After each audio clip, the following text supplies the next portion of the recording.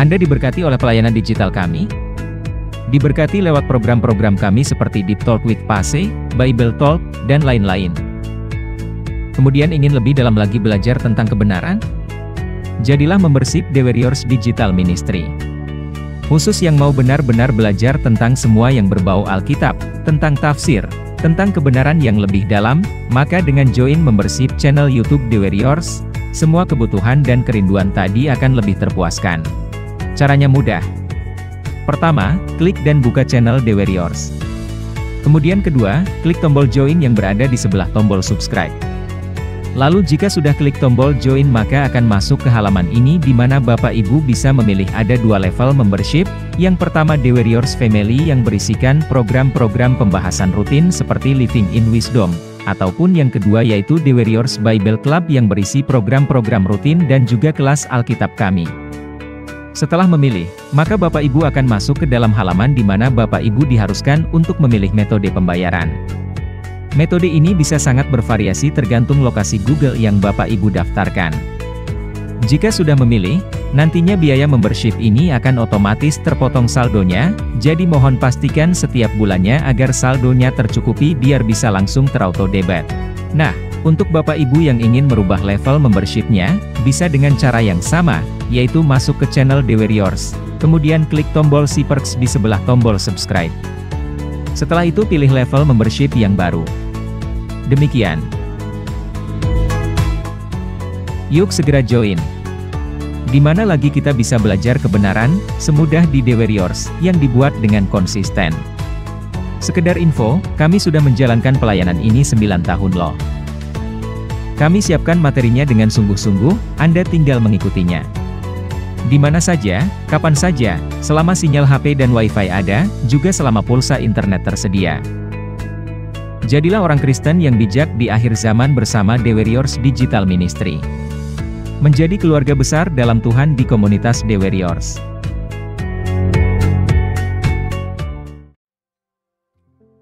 Shalom semuanya, senang kembali dalam program Deep Talk with Pase. Kita akan melanjutkan tadarusan Alkitab kita ya. Dan kita akan melanjutkan pembacaan kita dari Yesaya pasal yang kelima. Dan seperti biasa sebelum kita mulai, karena kita akan membaca firman Tuhan, merenungkannya, kita undang Tuhan, kita minta Tuhan untuk berikan hikmat kita, tolong kita, mampukan kita, sehingga ayat-ayat yang kita baca ini kita mendapatkan remanya dan kita bisa aplikasikan dalam sisa hidup kita masing-masing. Tundukkan kepala, kita doa. Makasih Tuhan, buat hari ini kami sudah boleh ada dalam program Deep Talk with Pase lagi, tadarusan Alkitab kami, melanjutkan pembacaan Alkitab kami. Bicara kepada kami, jangan ada satupun kami yang kau lalui. Berikan kami setiap kami hikmat marifat dari Tuhan, sehingga ayat-ayat yang kami baca menjadi terang dan menjadi berkat buat kami semuanya. Haleluya, kami siap diberkati.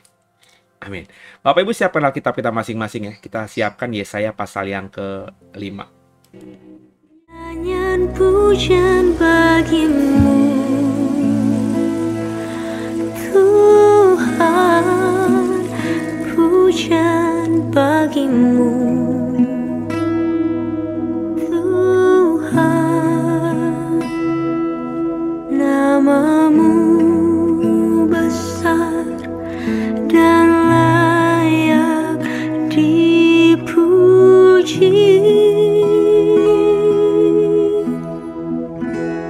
Nyanyian pujian bagimu Tuhan, pujian bagimu Tuhan, namamu besar dan layak dipuji.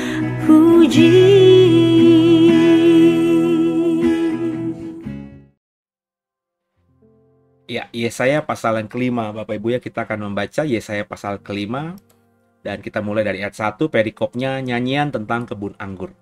Bersama saya. Aku hendak menyanyikan nyanyian tentang kekasihku, nyanyian kekasihku tentang kebun anggurnya. Kekasihku itu mempunyai kebun anggur di lereng bukit yang subur. Ia menyangkulnya dan membuang batu-batunya dan menanaminya dengan pokok anggur pilihan.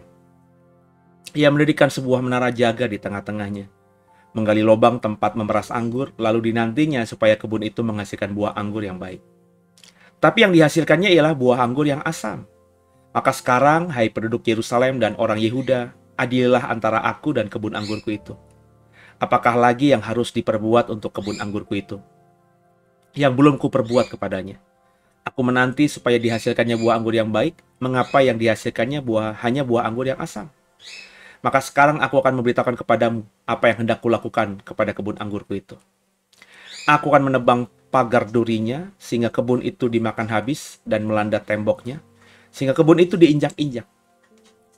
Aku akan membuatnya ditumbuhi semak-semak, tidak dirantingi dan tidak disiangi, sehingga tumbuh putri malu dan rumput. Aku akan memerintahkan awan-awan supaya jangan diturunkannya hujan ke atasnya, sebab kebun anggur Tuhan semesta alam ialah kaum Israel, dan orang Yehuda ialah tanaman-tanaman kegemarannya. Dinantinya keadilan, tapi hanya kelaliman. Dinantinya kebenaran, tapi hanya ada keonaran. Haleluya. Perikop berikutnya lanjut ya. Peringatan tentang pelbagai keburukan. Celakalah mereka yang menyerobot rumah demi rumah dan mencekau ladang demi ladang, sehingga tidak ada lagi tempat bagi orang lain dan hanya kamu sendiri yang tinggal di dalam negeri. Di telingaku terdengar firman Tuhan semesta alam. Sesungguhnya banyak rumah akan menjadi sunyi sepi. Rumah-rumah yang besar dan yang baik tidak akan ada lagi penghuninya. Sebab kebun anggur yang luasnya 10 hari membajak akan menghasilkan hanya 1 bat anggur, dan 1 homer benih akan menghasilkan hanya 1 eva gandum. Celakalah mereka yang bangun pagi-pagi dan terus mencari minuman keras dan duduk-duduk sampai malam hari, sedang badannya dihangatkan anggur. Kecapi dan gambus, rebana dan suling, serta anggur terdapat dalam perjamuan-perjamuan mereka. Tapi perbuatan Tuhan tidak dipandangnya, dan pekerjaan Tuhan tidak dilihatnya.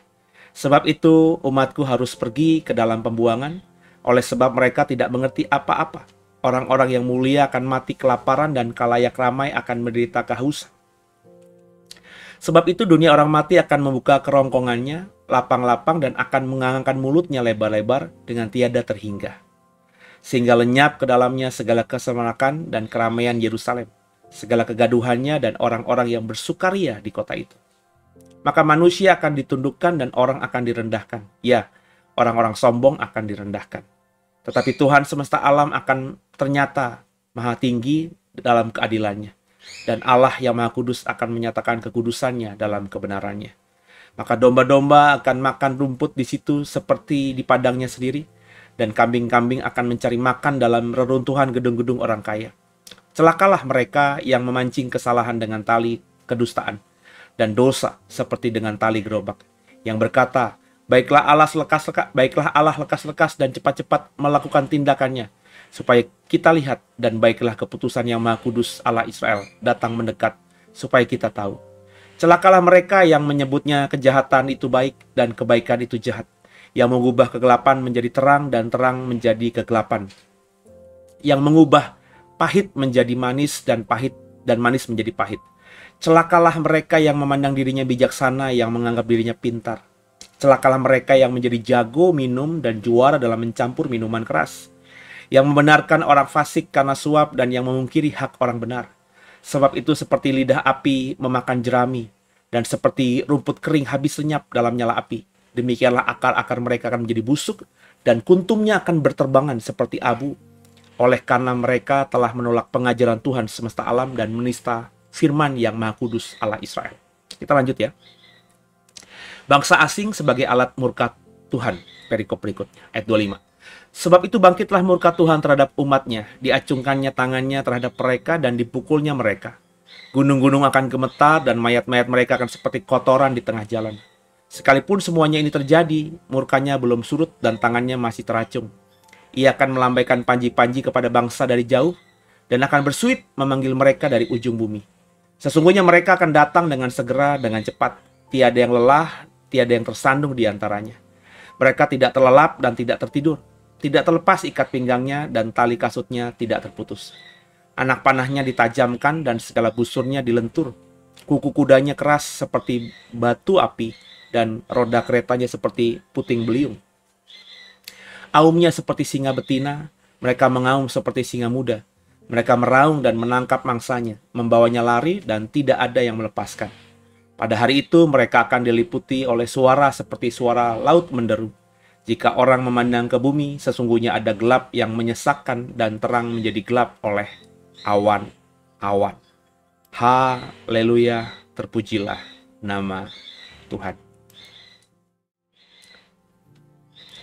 Ya, kita sudah membaca Yesaya pasal 5. Apa yang Bapak Ibu dapatkan? Yang saya dapatkan dari perikop yang pertama tadi, bahwa apa tuh tadi ya? Kok tadi tiba-tiba saya ngeblank gitu ya. Coba kita lihat tadi ya, saudara. Yesaya pasal yang ke-5 tadi ya. Oh iya, Israel adalah kebun anggur. Ini saya punya pemahaman cukup dalam soal hal ini. Kebun anggur, ya. Oinon, kalau nggak salah ya dalam bahasa Yunani. Itu juga bisa bicara mengenai anggurnya sendiri. Dulu di sebuah gereja tempat saya dulu melayani Tuhan, gereja ini menekankan soal perjamuan kudus itu ya. Terus saya mengekspos ini. Ini mungkin yang menjadi salah satu sebab akhirnya saya dikeluarkan dari gereja itu ya. Karena saya menjelaskan dengan sungguh apa maksud Tuhan mengenai anggur sebenarnya dalam konteks Alkitab dan minyak zaitun atau zaitun dalam konteks Alkitab juga. Karena gereja yang saya ikuti dulu atau saya bernaung di dalamnya itu menekankan soal perjamuan kudus dan minyak urapan. Saya tidak mau menentang kuasa itu, sebab saya sekarang ini sebagai gembala Doe pun juga mengajarkan hal itu dan menerapkan dalam pelayanan saya soal perjamuan kudus. Makanya Bapak Ibu kalau ikuti ibadah minggu bersama Doe, kan saya selalu nggak tuh pasti perjamuan. Minyak juga saya kalau doain orang, kalau ngurapin orang, kalau konselingin orang pasti minyak saya siapkan. Ada selalu saya bawa kemana-mana di tas saya.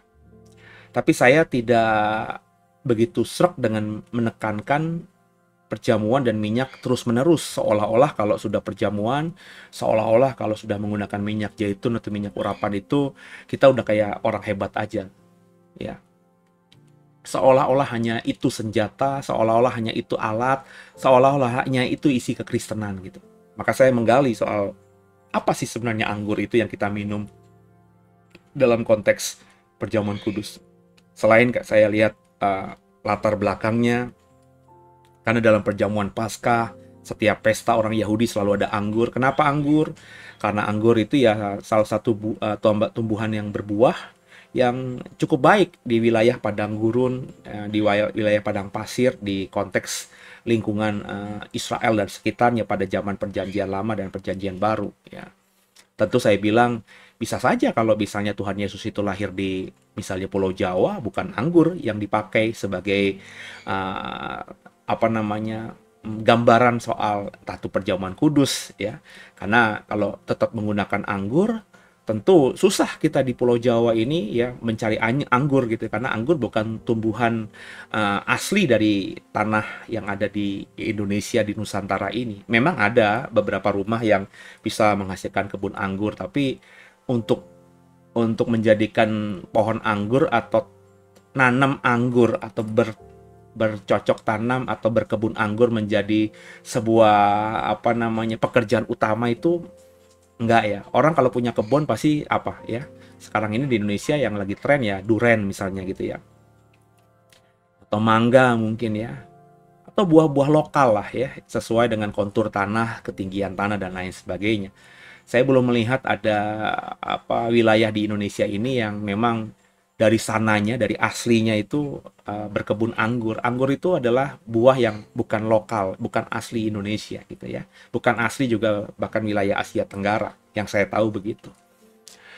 Jadi mungkin kalau Yesus itu hidup di Indonesia, saya bilang itu ya perjamuan kudus tuh air yang diminum itu ya yang digambarkan seperti darah Yesus itu pasti menggunakan buah lain ya, mungkin buah nanas kali, karena nanas itu gampang banget tumbuh di di mana-mana gitu ya.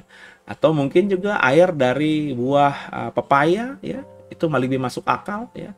Atau air dari buah kelapa ya, air kelapa ya. Minumlah inilah darah Yesus, tapi yang diminum itu kata Tuhan adalah minumlah inilah, ini bukan lagi air kelapa biasa, tapi ini adalah darah Yesus. Bisa saja kalau kita lihat Yesus misalnya andai kata hidupnya di sini, tapi karena hidupnya Yesus di Israel, dan Israel itu ya di tanah Timur Tengah ya, maka digunakanlah hal-hal yang gampang dijumpai, yakni anggur. Jadi saya menggali itu tuh ya, soal kenapa anggur gitu ya. Terus kemudian juga anggur itu ya bukan semata-mata kita beriman darah Yesus, tapi memang anggur itu adalah gambaran dari orang Israel. Saya pakai ayat dalam Yesaya pasal 5 tadi bahwa Israel adalah kebun anggurku. Israel adalah oinonku ya, anggurku ya.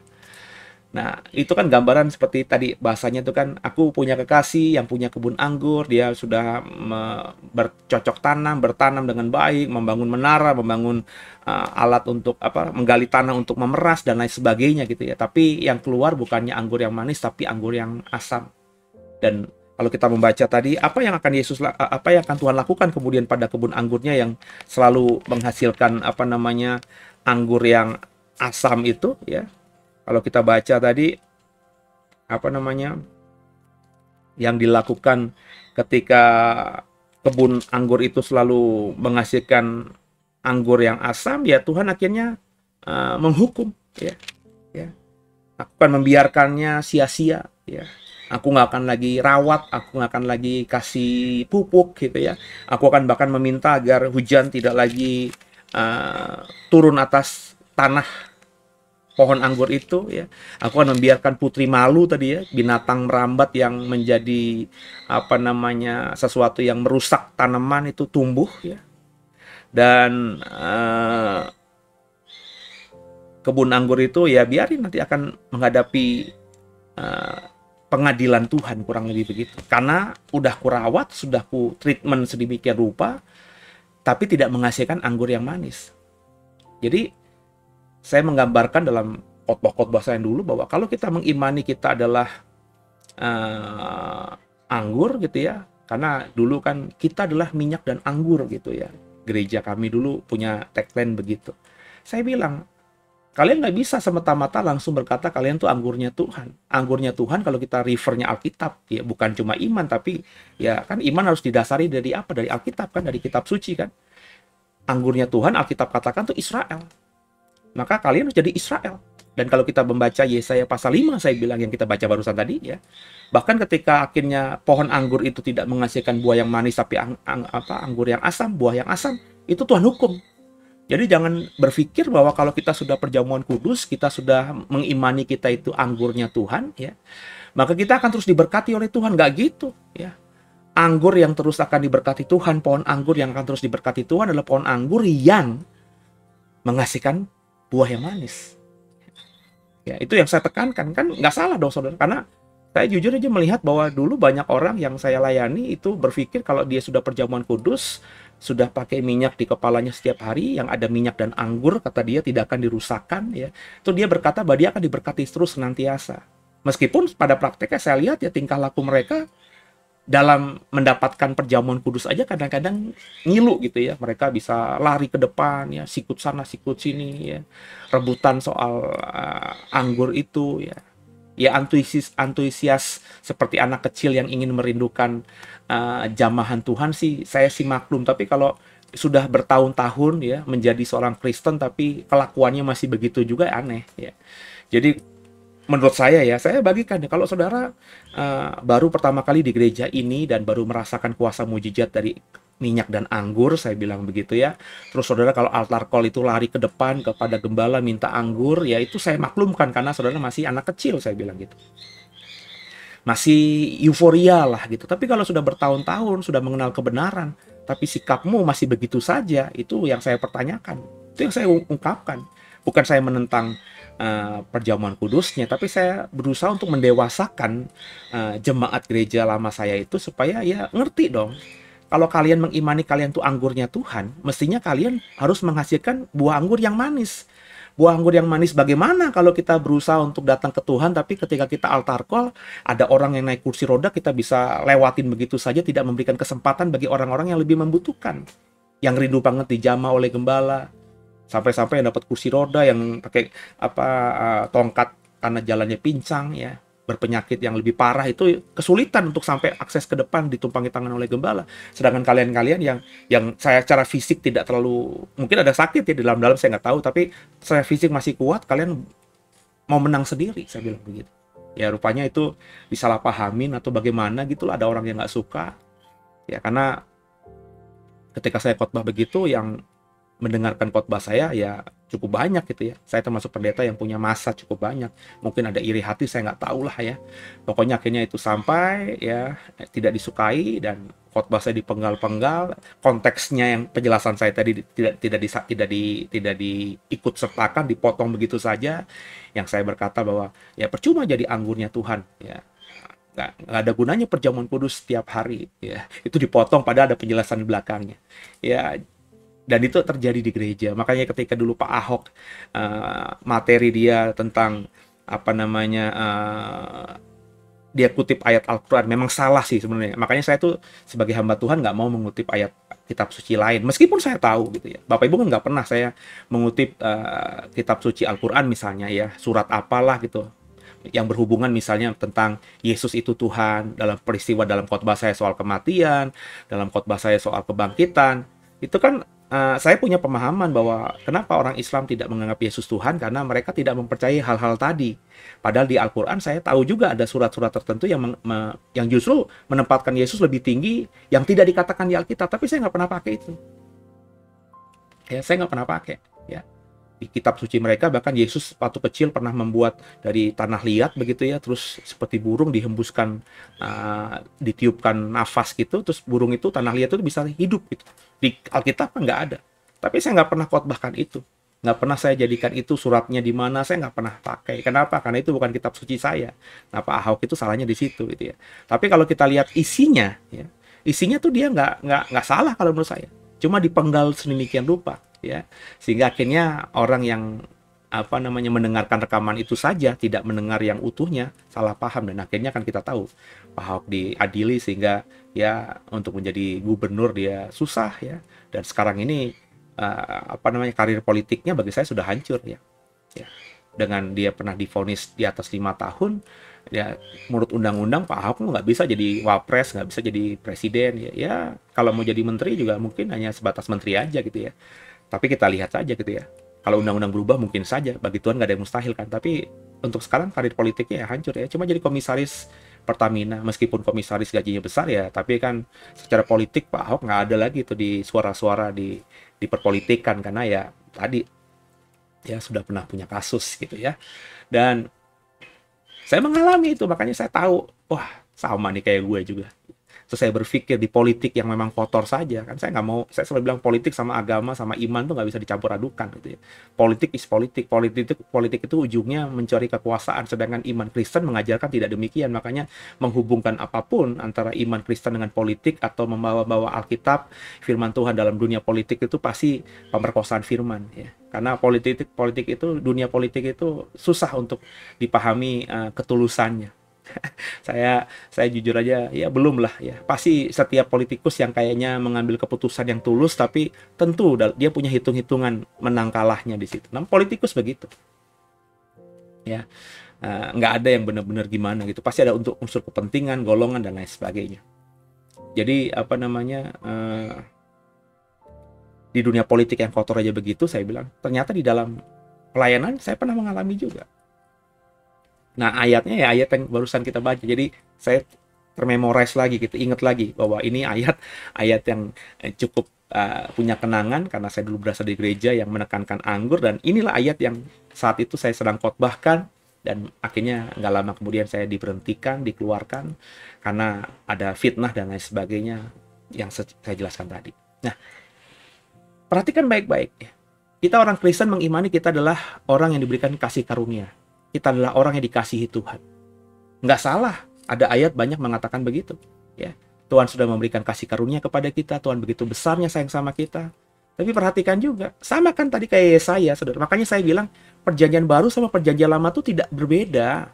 Ya, mungkin saja penekanannya atau angle-nya berbeda sedikit, tapi kerigma itu inti pengajarannya tidak berbeda. Ya. Di perjanjian baru kita selamat karena iman. Ya. Tapi kita lupa di perjanjian baru juga iman tanpa perbuatan adalah mati. Berarti kan kurang lebih sama dengan apa yang diajarkan oleh perjanjian lama. Ya. Cuma kita orang Kristen tuh hanya membaca satu ayat saja, satu kitab saja, nggak baca ayat yang lainnya, nggak baca kitab yang lainnya, sehingga pemahamannya sempit gitu. Itu makanya saya mengajak saudara, sudah hampir 3 tahun lebih ini kita tadarusan Alkitab, belum selesai sampai perjanjian lama, baru setengahnya doang, kita sudah sampai di Yesaya, ya. Nanti mungkin ya setahun 2 tahun lagi, setahun lagi mungkin bisa 2 tahun lagi kali saudara, baru selesai nanti sampai kita Kejadian. Jadi perjanjian lama kita mundur ya, dari Maleaki sekarang sudah sampai Yesaya, ya. Nanti terus ke Kidung Agung, terus nanti ke hakim-hakim, ya, raja-raja, Tawarik, nanti baru masuk ke kitabnya Musa.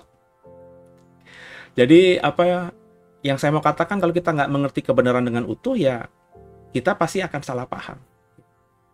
Di Yesaya ini jelas, Tuhan itu menggambarkan dirinya adalah pemilik kebun anggur yang begitu sayang lah, ya, mengopeni lah pohon anggurnya.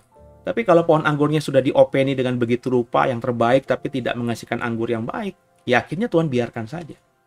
Coba terapkan dalam kehidupan kita. Tuhan memang sayang sama kita. Tuhan memang memberkati kita. Tuhan memang memilih kita. Tapi kalau sebagai orang percaya kita tidak menghasilkan hal yang manis bagi Tuhan, hal yang indah bagi Tuhan, Tuhan tidak menikmati kecantikan kita, kita akan ditinggalkan, saudara. Kita akan ditinggalkan. Maka ya tadi ya, jadilah orang yang percaya kepada Yesus, yang berusaha hidupnya, di sisa hidupnya paling tidak menyenangkan Tuhan. Ayo sama-sama, lewat panggilan kita masing-masing. Saya kebetulan dipanggil Tuhan jadi pengkhotbah. Yang saya lakukan apa? Hampir setiap hari ada saya di video yang tayang di YouTube channel The Warriors. Setiap hari saya menyusun materi. Setiap hari saya mikirin minggu depan ngomongin apa. Karena kan konsisten terus ya. Terus-terusan ini tidak pernah berhenti. Jadi saya terus berpikir, meskipun hari ini mungkin saya tidak rekaman karena sudah selesai sepanjang minggu ini, tapi minggu depan saya berpikir mau khotbah apa lagi nih? Mau bikin materi apa lagi nih? Belum khotbah hari Minggu, ya. Belum hal-hal yang lainnya, yang di channel YouTube The Warriors ini ada live streaming, ada lain sebagainya. Kan itu harus dipikirkan. Ya. Saya berusaha untuk membuat Tuhan senang, karena Dia terlebih dahulu sudah mengasihi kita. Ya, saya kepengen membalasnya dengan apa yang saya bisa. Bagaimana saudara? Sebagai pebisnis, sebagai dokter, sebagai pegawai negeri, sebagai insinyur, sebagai orang yang kerja di pabrik, sebagai orang yang kerja di perusahaan swasta, pegawai negeri, apa? Dokter, apa panggilanmu? Sudah belum kita memberi yang terbaik kepada Tuhan? Nah, itu harus dikerjakan. Sebab kalau tidak dikerjakan, kau akan nanti dibiarkan Tuhan. Udah kurawat, sudah kujadikan indah, tapi kenapa kau tidak memberi yang baik kepadaku? Kurang lebih begitu. Terus kalau kita baca di perikop yang berikutnya juga, ya, itu ditekankan oleh Yesaya pasal 5 tadi juga hal yang luar biasa kalau bagi saya, saudara. Ya. Bahwa kalau kita itu selalu berpikir yang jahat saja yang akan celaka, yang berdosa saja yang akan celaka. Tapi kalau kita baca tadi perikop-perikop di pasal 5 ayat yang ke-8 dan seterusnya. Kalau kita misalnya kalau kita cuma mengatakan yang jahat itu baik, celaka, ya. Celaka. Ada kalimat yang celakalah orang yang mengatakan kejahatan itu adalah kebaikan. Ya, hari-hari ini Bapak Ibu harus perhatikan, ya. Makanya saya mengajarkan hati-hati dengan jempol saudara. Ya. Jangan bersuara, jangan berstatement jika saudara tidak tahu cerita lengkapnya. Ya. Gampang loh kita menghakimi orang begitu. Gampang kita bahkan mengagumi padahal kita nggak tahu. Ya. Apa namanya, yang kita mau bicarakan tuh apa? Ya. Kita hanya cepet-cepetan aja upload program ya, atau kasih komentar tanpa kita melihat isinya apa gitu, latar belakangnya apa. Perhatikan tadi, celakalah orang yang mengatakan kejahatan itu adalah kebaikan. Seringkali kan kita salah membaca karena banyak orang memframing sesuatu itu ya. Orang itu sudah melakukan hal yang jahat, terus dia pinter dalam berkomunikasi, kemudian dia kemas itu, sehingga akhirnya kita tidak mengatakan dia jahat, tapi kita mengatakan itu yang benar. Contohnya misalnya, ya, dalam peristiwa beberapa bulan yang lalu, ada namanya Jenderal Sambo membunuh orang. Ya. Saya nggak ngomongin lengkapnya gitu ya, tapi saya sedih juga gitu ya. Di dalam pengadilan itu ada beberapa perempuan yang memuji-muji, yang mau menjadi istrinya Pak Sambo juga kalau kita baca di media sosial dan di koran-koran. Ya, yang mengeluh-elukan. Saya bilang ini orang yang salah nih. Kok yang jahat ya malah dianggap baik. Kalau menurut kita mungkin itu mah biasalah, itu kan itu ya namanya dia mungkin nggak tahu. Tapi kata Alkitab, celakalah orang yang berkata kejahatan itu kebaikan. Kayak hari-hari ini, andai kata ya, presiden, andai kata pemerintahan kita itu berbuat jahat, terus kita bela mentang-mentang karena dia adalah presiden kita dan karena dia adalah sama-sama warga negara Indonesia, jahat kita. Sebaliknya juga kita mengatakan yang baik itu buruk, itu juga jahat. Ini kalau kayak kita kan kayak gini nih, ya. Makanya saya tidak bilang saya adalah relawan Jokowi, enggak ya. Saya cuma memang ketika Pilpres 2 kali kemarin saya memilih Pak Jokowi karena saya tahu, saya merasa bahwa dia ingin membuat Indonesia lebih maju. Saya lihat ketulusannya itu. Tapi dalam perjalanannya pemerintahan Pak Jokowi mendekati 10 tahun ini ya, tahun 2024 kan berakhir kan, berarti kan sudah 10 tahun. Saya melihat banyak juga hal yang salah menurut saya saudara ya. Menurut saya. Ya. Kalau menurut saya banyak yang juga kurang tepat. Seperti saya pernah kritik kan soal kereta cepat Jakarta-Bandung. Itu bagi saya salah. Ya. Jakarta-Bandung cuma 100 kilometeran sekian. Pakai kereta cepat itu ya apa gunanya gitu loh. Kereta cepat itu kecepatannya bisa 300 km per jam. Jadi Jakarta-Bandung dengan kereta cepat itu ya logikanya cuma 15 menit. Bagus memang. Kayaknya keren gitu ya. Jakarta-Bandung cuma 15 menit, setengah jam. Tapi problemnya kereta cepat itu apakah nggak berhenti-berhenti di stasiun-stasiun yang ada? Kan pasti berhenti. Jadi artinya kereta cepat itu tidak akan bisa maksimal sampai misalnya 300 km per jam. Ya, karena dia baru mau narik sebentar, dia sudah sampai misalnya daerah mana yang harus berhenti. Jadi kecepatan kereta cepat yang akan dipakai nanti di Jakarta-Bandung itu nggak akan sampai pada 300 km per jam. Percayalah sama saya. Lebih cepat daripada kereta Parahyangan yang biasa, Argo Parahyangan ya. Tapi nggak mungkin bisa sampai kayak kereta cepat yang kita lihat di TV di Jepang gitu, bus di Amerika, bus ngebut begitu, di Eropa nggak mungkin bisa. Karena di Eropa itu kan memang jarak jauh, saudara. Ya, di Jepang, di Cina itu jarak jauh. Ya. Ketika akhirnya dikritisi banyak orang karena memang akhirnya over budget gitu ya. Itu akhirnya mulai disuarakan nanti dari Bandung nyambung ke Surabaya. Tapi kalau memang niatnya begitu ya langsung aja bikin dari Jakarta ke Surabaya. Terus kita ngomong ya step awalnya Jakarta Bandung. Jadi kita sudah punya persepsi memang kereta itu akan dilanjutkan sampai Surabaya. Tapi sejak awal nggak begitu, cuma Jakarta Bandung doang. Wacananya yang digembar-gemborkan yang orang awam tahu. Sehingga akhirnya investor juga berpikir-pikir gitu ya. Akhirnya budgetnya membengkak. Kalau memang sudah diperkirakan dari Jakarta sampai Surabaya, memang mungkin akan besar tuh anggarannya. Tapi paling tidak investor itu kan ketika investasi dia akan berpikir bahwa ini nanti akan lanjut. Jadi dia beli barang atau beli bawa alat atau beli sesuatu yang memang mahal, ya nanti bisa dipakai kayak MRT. MRT itu bagi saya keren. MRT Jakarta ya. Ya, meskipun harus beli bor yang mahal, ya investornya kan harus beli bor yang mahal.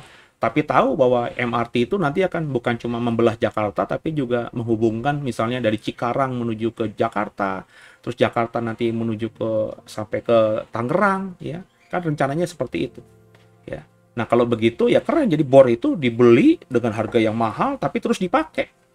Investasinya ya meskipun mahal, tapi bisa dihitung-hitung, dan kalau dipukul rata ya akhirnya tidak sebesar kalau misalnya hanya bikin dari yang awal itu kan dari Blok M sampai Senayan, sampai Monas sih, sampai Patung Kuda, sampai Tamrin. Yang awal yang sudah jadi kan itu. Ya nggak cuma begitu doang ya. Karena kan nanti nyambung lagi ke kota, nyambung lagi ke wilayah Jakarta Timur, Jakarta Barat, nanti nyambung ke Bekasi dan seterusnya. Jadi di bawah Jakarta nanti akan ada tunnel-tunnel besar yang berisi MRT.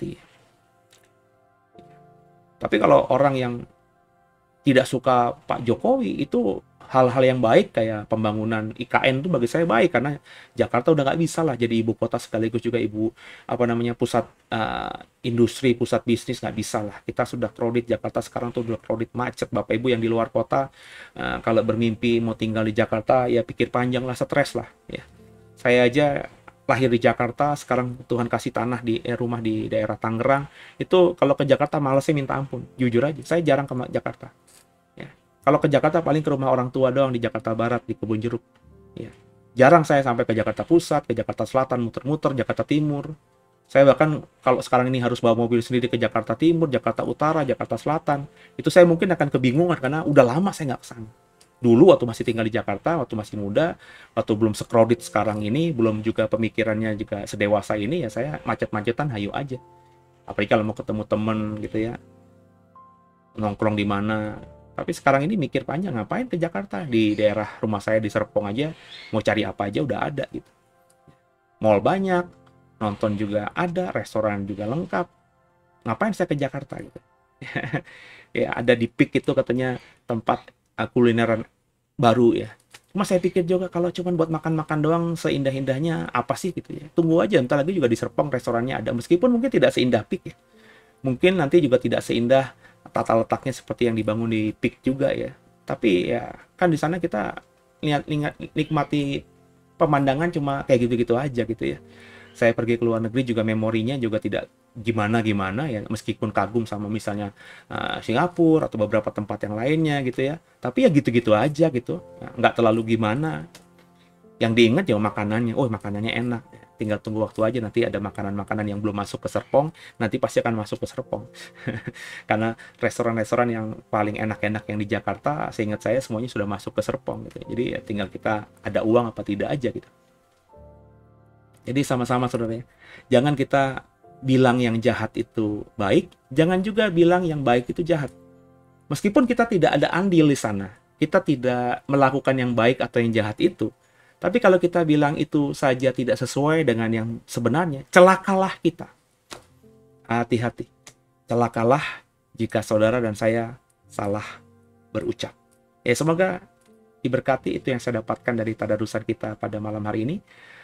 Semoga saudara bisa menjaga diri saudara, memahami bahwa saudara itu harus merespon Tuhan bagaimana, dan apa yang saya bagikan ini jadi berkat buat semuanya. Tundukkan kepala, kita doa. Makasih Tuhan buat segala-galanya. Kami sudah dengarkan pemahaman dari Yesaya pasal 5. Jadikan kami bukan cuma cakap sebagai pendengar Tuhan, tapi cakap juga jadi pelaku firman. Ampuni salah dosa kami. Yesus Kristus Tuhan Juru Selamat kami yang hidup, dan ke dalam tangan-Mu lah kami serahkan tubuh, jiwa, dan roh kami. Haleluya. Amin. Saudara kalau diberkati, tolong di like, di subscribe ya, di share ya. Kenalkan tadarusan Alkitab kita ini kepada banyak orang Kristen di luar sana. Dan saudara juga saya mohon untuk bawa dalam doa agar pelayanan kita ini semakin jadi berkat.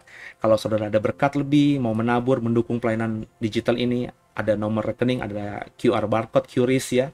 Saudara bisa scan, saudara bisa transfer, sesuka cita saudara, dan setiap rupiah yang kau taburkan lewat program ini kami akan kelola dengan baik. Ya, sampai jumpa di tadarusan berikutnya. Tuhan Yesus memberkati semuanya. Haleluya.